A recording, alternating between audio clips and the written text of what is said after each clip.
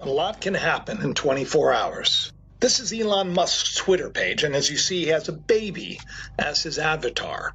That's not the way it always was, and that's what the show is about, but he just announced the birth of his first child with the Canadian singer Grimes.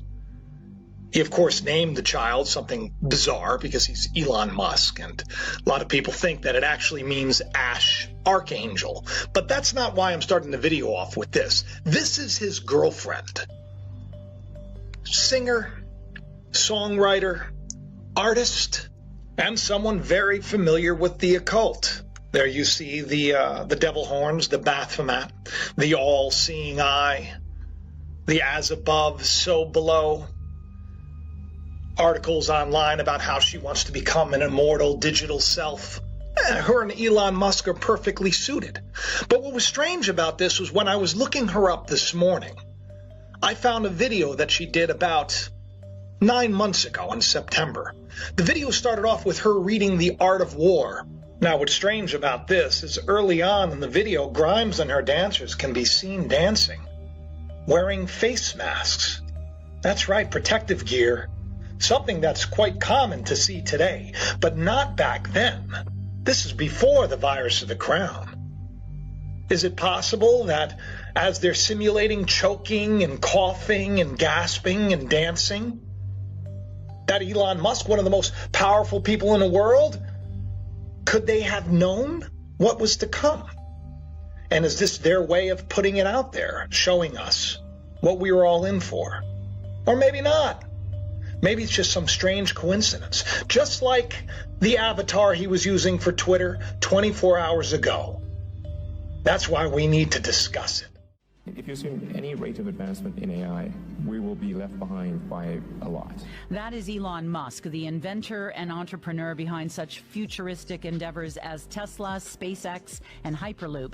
And as you heard, Elon Musk has AI, artificial intelligence, on his mind these days.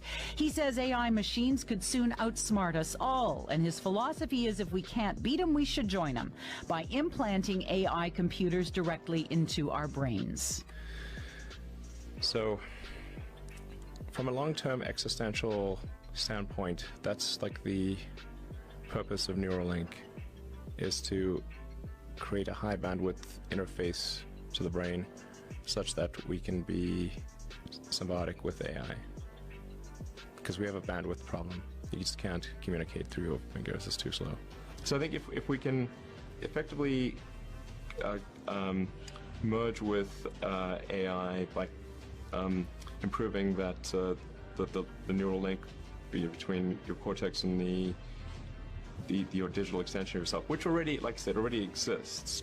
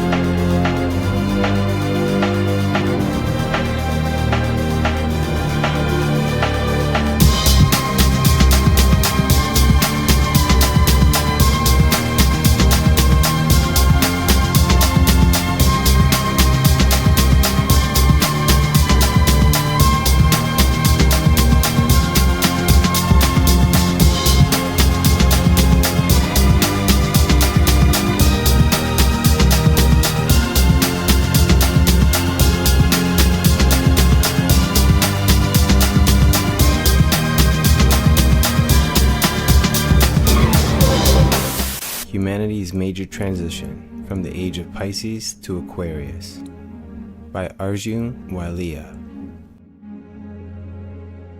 Astrology is an ancient art and science dating back thousands of years. It appears in many cultures, but as with most ancient wisdom, much of it has been concealed and forbidden from the public viewing.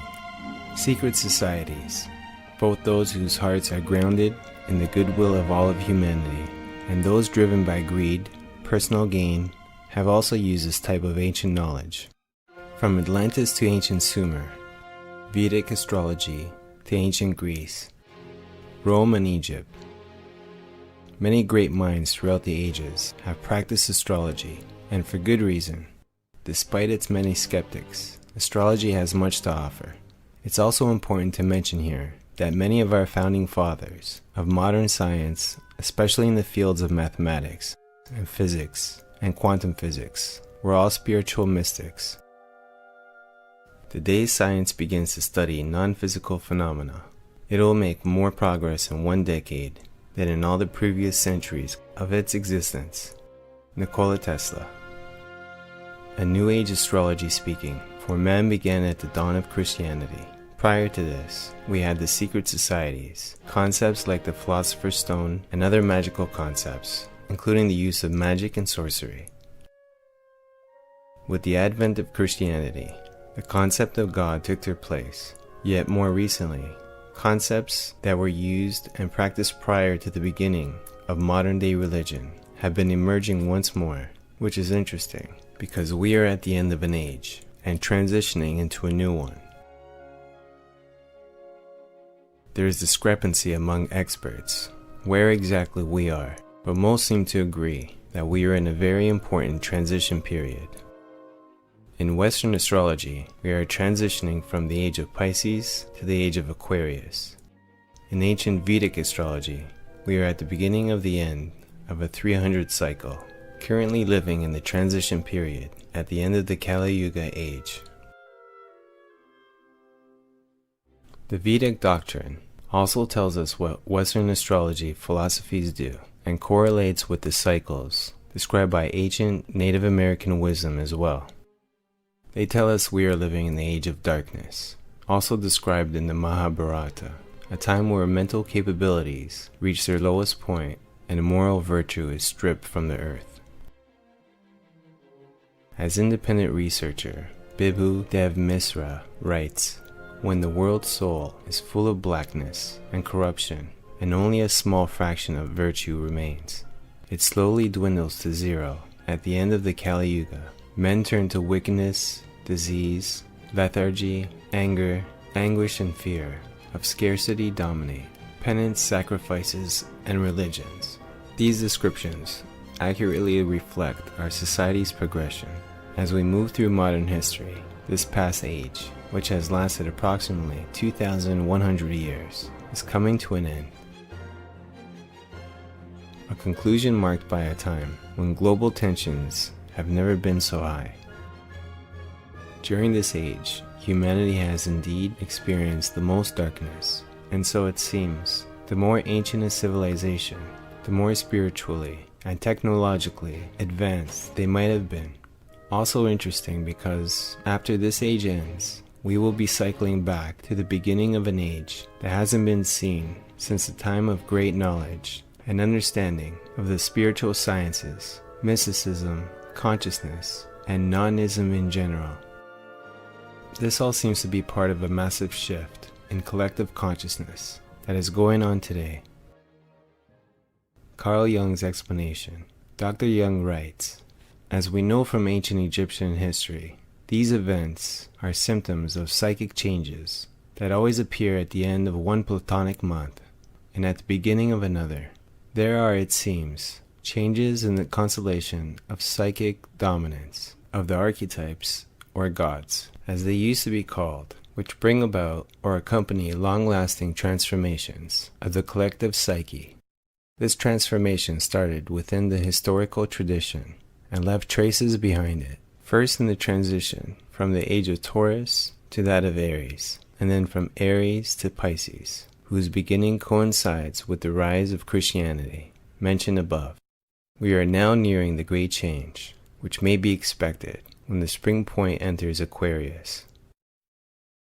The quote above is taken from his book, Flying Saucers, a modern myth of things seen in the sky. Carl Jung, contrary to popular belief, was a heavy researcher into the topic of UFOs. During the time he published his book, he also accused the Air Force for covering up information about the subject. Hall explains Young's quote above. Young is telling us that the Platonic year is a problem in timing, and that we call the processional motion of the equinoxes results in the vernal equinox changing about every 2,100 years, and that these changes correspond to the months of the Great Platonic year, which consists of something over 25,000 years. He is telling us, therefore, that these changes arise in nature, in cosmos, in space, are due to certain gradual transformations of archetypes, and that these archetypes mean that in nature this clock is active, and that this clock is continuously moving, passing from one cyclic division to another. He could undoubtedly gather a powerful body of information to prove that of each of these vital periods, these periods in which the general dominant of the world changes, there has been a mark, an important social, psychological change in the life of individuals. Hall then goes on to say, the life of the individual is in relationship to the life of the collective, that this phenomenon of the flying saucers should arise as the vernal equinox moves towards the Aquarian point, and that this consequently implies, as it did to the Egyptians, Greeks, and Romans, and also to many Asiatic peoples, a major motion of world consciousness, world pressure, and that this motion is from a water sign to an air sign, and that therefore the atmospheric mystery, the mystery of air, and that which is concealed within air, must become increasingly psychologically dominant for a period of more than 2,000 years to come.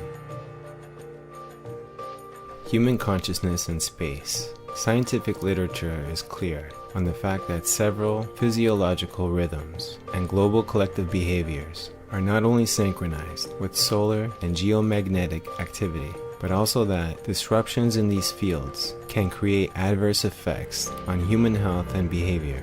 The point is, at a biological level, we know that all life on Earth is linked in some way with solar, lunar, and possibly other cycles as well. There is also a great deal of evidence that human consciousness, which plays such a big role in quantum physics and other areas of non-material science, is directly connected to astrology in very peculiar ways.